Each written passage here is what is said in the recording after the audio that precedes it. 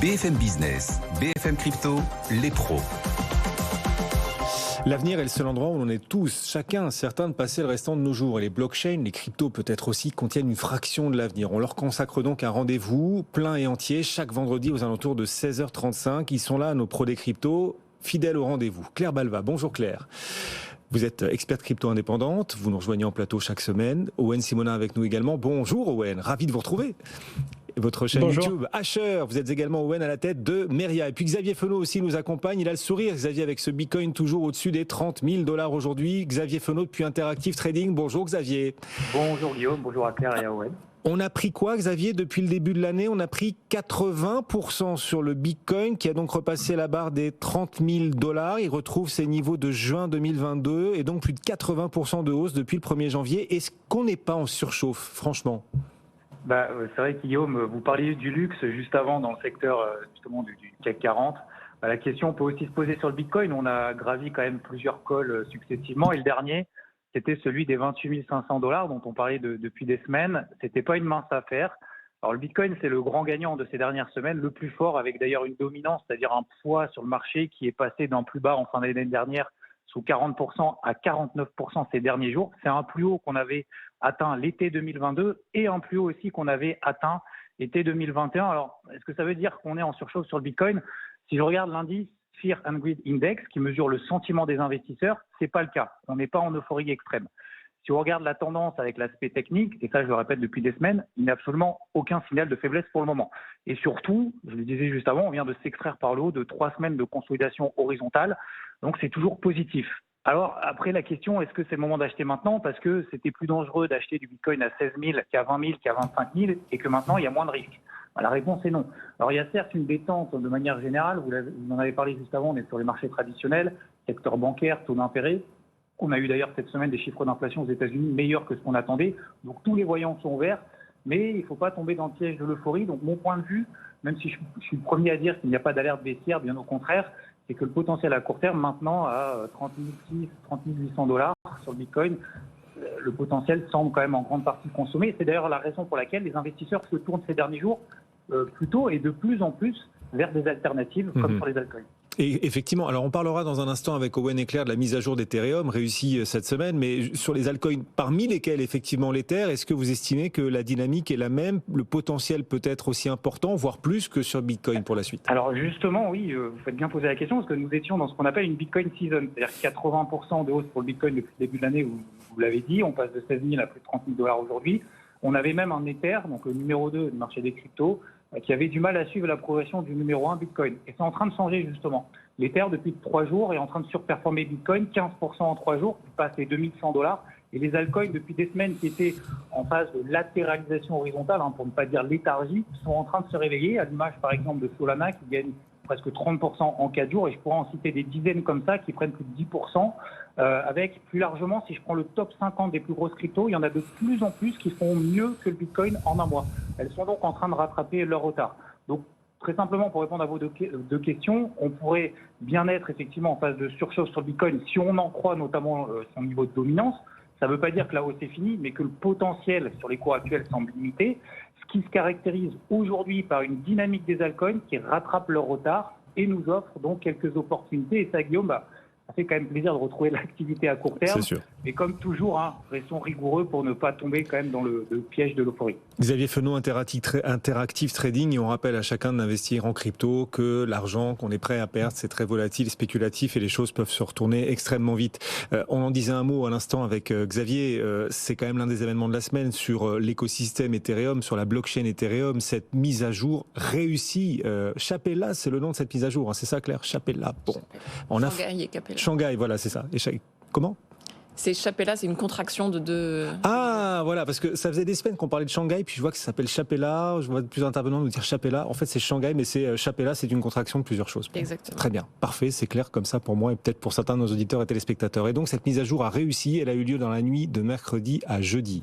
Owen, comment s'est-elle passée et surtout, quels ont été les impacts, quelles sont les conséquences du succès de cette mise à jour désormais? Alors, il y a eu une hausse du cours de l'Ether, alors que beaucoup de gens se positionnaient à la baisse suite à cette mise à jour. Il faut comprendre pourquoi. Par définition, cette mise à jour va permettre techniquement de libérer les Ethers que les investisseurs ont stakés sur le réseau depuis décembre 2020, mais également de récupérer les rewards, donc les récompenses qu'ils ont accumulées en bloquant ces Ethers depuis plus de 2 ans sur le réseau. Donc naturellement, beaucoup d'investisseurs et beaucoup de gens s'attendaient à ce qu'il y ait une pression à la vente, qu'il y ait beaucoup de gens qui retirent des Ethers, qui les vendent, et donc naturellement un prix de l'Ether qui baisse. Mais c'était sans compter sur des contre-positions, comme par exemple le fait que la plupart des gens avaient bloqué leurs Ethers quand le prix était bien supérieur au prix d'aujourd'hui. Comme le fait que la plupart des gens avaient bloqué leurs Ethers via des protocoles de liquid staking qui leur permettaient déjà en fait de revendre leurs Ethers et qui n'étaient pas bloqués finalement depuis quelques années. Et donc au contraire, pour beaucoup, cette mise à jour qui permettait de retirer les Ethers a apporté de la visibilité. Eh bien oui, parce qu'en décembre 2020, quand on bloquait ces Ethers, on ne savait pas quand est-ce qu'on pourrait les récupérer. Et le manque de visibilité empêche les investisseurs de définir une stratégie. Et naturellement, maintenant qu'ils ont de la visibilité et maintenant que les gens savent quand est-ce qu'ils peuvent récupérer leurs Ethers en stacking, on s'est rendu compte que depuis la mise à jour, il y a même eu plus de nouveaux dépôts que de retraits. Le prix de l'Ether est parti à la hausse et a enregistré un peu plus de 200 € par unité, 200 $ par unité depuis que la mise à jour a été correctement effectuée. Elle s'est même terminée comme à son habitude, par un petit live sur les réseaux sociaux où les développeurs d'Ethereum ont fait une chanson à la guitare, carrément. Ah, carrément. Bon, et sans fausse note, on l'espère. Tout le monde s'attend désormais aux prochaines interventions sur cette blockchain Ethereum. On sait ce qui se prépare, ce qui se mijote désormais, Claire ? Alors, la grande priorité sur le réseau Ethereum, ça va être ce qu'on appelle la scalabilité, donc le passage à l'échelle. Vous savez qu'Ethereum, comme la plupart des blockchains, s'est à certains moments retrouvé engorgé parce qu'il y avait trop de transactions par rapport au débit possible sur le réseau. Et donc, les frais de transaction, à ces moments-là, augmentaient. C'est notamment le cas dans les bull runs, donc toutes ces périodes où les cours augmentent et où il y a beaucoup de transactions sur les réseaux. Donc là, le gros enjeu, bien sûr, c'est de se dire, l'année prochaine, on va peut-être avoir un nouveau bull run. Et donc, l'enjeu pour Ethereum, c'est de devenir scalable, donc de pouvoir absorber beaucoup plus de transactions avant le nouveau bull run. Sinon, on risque de se retrouver encore avec des frais de transaction qui peuvent dépasser les 100 $. Donc, le véritable enjeu, c'est ça, c'est ce passage à l'échelle. Et on voit certaines améliorations arriver. Alors déjà, il y a eu tout le travail ces dernières années sur les layer 2, donc ces surcouches qui fonctionnent par-dessus Ethereum. On pense à Arbitrum, à Optimism, dont on a déjà parlé sur ce plateau. Mais là, sur la chaîne principale, ce qui devrait arriver début 2024, c'est une amélioration qui s'appelle EIP 4844, qui, alors je le simplifie grossièrement, va permettre de minimiser la taille, la donnée liée aux transactions et donc de permettre un meilleur fonctionnement de ces fameuses surcouches. Alors, je dis début 2024, mais encore une fois, c'est le conditionnel, puisqu'avec Ethereum, on sait que les roadmaps sont toujours un peu flexibles. Mais en tout cas, ça va être très intéressant de suivre ce rythme aussi des innovations pour voir non seulement si Ethereum passe à l'échelle, mais aussi pour voir si Ethereum a vocation à finalement toujours faire des mises à jour 1 fois, 2 fois par an, ou si on va s'orienter vers un protocole qui va quand même se stabiliser. On voit par exemple que sur Bitcoin, il y a quand même beaucoup moins de mises à jour que sur Ethereum. Et donc, est-ce qu'Ethereum a vocation à toujours avoir des mises à jour régulières ou est-ce que ça va petit à petit s'ossifier pour arriver à quelque chose de plus stable ? Alors, on va parler des autres bonnes nouvelles puisque cette mise à jour a été un succès. On va en parler des autres bonnes nouvelles dans un instant. Mais d'abord, l'instant hack de BFM Business. Oui, les hacks informatiques ont leur rendez-vous sur cette antenne dans les pros des cryptos. On en parle beaucoup parce qu'il y en a beaucoup des hacks dans l'univers du Web3. L'instant hack de la semaine, c'est SushiSwap. SushiSwap, voilà, SushiSwap. Le hack de SushiSwap a bien fait jaser cette semaine, Claire. Oui, on parle d'un hack d'un peu plus de 3 millions de $. Alors c'est à la fois beaucoup et pas beaucoup, c'est évidemment beaucoup dans l'absolu et surtout pour les personnes qui en ont été victimes. C'est pas forcément énorme quand on regarde la taille de SushiSwap, puisque SushiSwap c'est quand même plusieurs millions de dollars de valeur totale bloquée dans le protocole. Et donc ces plus de 3 millions de $ ont été hackés. Alors c'est une faille qui est liée à une fonctionnalité d'approbation. C'est en gros une fonctionnalité qui vous permet de déléguer, d'accorder des autorisations à des tiers pour qu'ils puissent transférer vos jetons. Donc c'est une fonctionnalité qui est très pratique, mais qui ouvre la voie à certaines attaques, ce qui a été le cas ici. Et donc dans ce hack, on a eu évidemment des hackers mal intentionnés, mais aussi comme souvent des white hats, donc des hackers mieux intentionnés qui ont hacké les fonds, mais dans un but louable, c'est-à-dire de les mettre en sécurité pour éviter que les hackers mal intentionnés les prennent. Et donc là, ce qui est en train de se passer, c'est des procédures de récupération des fonds. Alors, si vos fonds ont été volés par un white hat, vous allez avoir une procédure automatisée, un smart contract pour récupérer vos fonds. Et puis, si vos fonds ont été dérobés par, pour le coup, les hackers moins bien intentionnés, il va y avoir une réclamation à faire à SushiSwap qui s'est engagé à rembourser, à compenser la perte des fonds. Et puis il y a eu un autre hack récemment, il concernait cette fois AAV et Yearn. Alors ce qui est dingue, c'est que la faille par laquelle ce hack a pu avoir lieu, cette vulnérabilité existait depuis déjà près de 1000 jours, depuis à peu près 3 ans. Mais c'est maintenant qu'a lieu le hack. Comment s'est passé ce hack, Owen? Pourquoi maintenant et qui finalement en a subi les frais? Les utilisateurs qui en ont subi les frais sont les utilisateurs qui avaient laissé leurs fonds sur une toute première version d'un des protocoles Yearn, en l'occurrence, puisque c'est une faille d'un smart contract qui était immuable, c'est-à-dire qu'une fois qu'il a été émis, on ne peut plus le modifier. Et c'est très rare parce que c'est un smart contract qui date d'il y a plus de 3 ans. Ce qui veut donc dire que non seulement, si quelqu'un avait trouvé cette faille il y a 3 ans, il y aurait eu beaucoup plus de liquidité qu'aujourd'hui, parce que les utilisateurs se devaient de partir vers des pools et des smart contracts qui étaient plus à jour. Et il y a un petit fun fact dans ce hack, c'est que pour maximiser son hack et pour obtenir un maximum de fonds possible, je vais vulgariser évidemment, mais l'utilisateur le hacker, a été dans l'obligation de rembourser toutes les dettes et de couvrir toutes les dettes que les utilisateurs avaient sur la toute première version d'un autre protocole qui s'appelle AAV et qui est bien connu puisque c'est un protocole de prêt et d'emprunt. Et donc les gens qui avaient des dettes parce qu'ils avaient généré des emprunts sur le protocole version 1 d'AAV se sont vus tout simplement leurs dettes épongées dans la nuit par cette personne qui, au passage, sur cette ancienne pool immuable, sur cette ancienne smart contract immuable, a réussi à dérober 10 millions de dollars. Voilà pour cet autre hack et l'instant hack de BFM Business et des pros des cryptos. Alors il n'y a pas que des mauvaises nouvelles, non, on va retrouver le soleil et le soleil du Salvador. Le Salvador fait un pas de plus intéressant dans l'univers du Web3 et des cryptos. Le Salvador a octroyé, là, ces derniers jours, une licence à un acteur crypto bien connu. Claire, est-ce un pas de plus significatif que choisit de faire ce pays ? Oui, alors le Salvador avait promulgué une loi en début d'année spécifique à l'émission d'actifs numériques. Donc effectivement, c'est une licence qui s'inscrit dans le cadre de cette loi. Donc rien de très surprenant dans le fait aussi que des acteurs essayent d'aller s'implanter au Salvador, qui est un pays très connu pour sa politique pro-crypto, particulièrement pro-Bitcoin, mais plus généralement très favorable à l'industrie crypto. Et donc là, on parle d'un acteur qui s'appelle Bitfinex, qui est une plateforme d'échange bien connue dans le monde crypto, qui est une plateforme d'échange assez ancienne, qui existe depuis 2012, même si elle avait un positionnement un peu plus particulier à l'époque. Et elle est connue parce qu'elle est très liée au stablecoin USDT Tether, qui est l'un des plus gros stablecoins de marché, pour ne pas dire le plus gros, voilà, qui est un stablecoin indexé sur le dollar. Et il se trouve que Tether, donc l'émetteur de ce stablecoin, et Bitfinex partagent le même actionnaire, la société Efinex. Donc Bitfinex est très étroitement lié à ce stablecoin. Alors c'est une plateforme qui a quand même une histoire un peu compliquée parce qu'elle a été victime d'un certain nombre de hacks et d'incidents techniques pendant son histoire. Donc elle a une réputation qui n'est pas, je dirais, toute lisse et toute simple. Elle a aussi un rapport un peu compliqué avec les régulateurs, avec les banques. Et donc là, ce qui se passe, c'est que cette plateforme arrive au Salvador et a créé une entité qui s'appelle Bitfinex Securities El Salvador. Et donc c'est cette entité qui a obtenu sa licence. Et là, l'enjeu pour Bitfinex, c'est de se diversifier et d'aller tokeniser des actifs du monde réel. Donc c'est de sortir un peu de la pure crypto-monnaie, mais d'aller vraiment tokeniser des actions, des obligations, etc. Donc c'est une opération de diversification qui est assez classique quand on regarde les politiques des autres plateformes d'échange. Elles sont toutes plus ou moins en train de faire la même chose. C'est, on va dire, une bonne nouvelle pour l'industrie, pour le Salvador en général, mais pour l'instant, on est au niveau des annonces. Donc, ce qu'il va falloir voir, c'est ce que cette plateforme va réellement faire avec cette licence. Effectivement, ça va se jouer au Salvador. On va regarder ça d'assez près. Les pros des cryptos, la machine a condensé le temps de BFM Business. Une semaine de crypto en 20 minutes à peine. Owen, Elon Musk. Il va bien d'ailleurs, Elon Musk, Owen. Enfin, en tout cas, on le suit à travers sa stratégie vis-à-vis de Twitter. L'écosystème le suit de très près, puisqu'il continue de vouloir changer l'image de Twitter, la faire basculer vers l'image d'une entreprise, de services financiers plutôt que d'une entreprise de réseaux sociaux. Très clairement, il est en train de financiariser Twitter. Il vient d'annoncer un nouveau partenariat avec eToro qui permettrait, depuis la plateforme Twitter, d'interagir avec des actions, mais également avec des crypto-monnaies.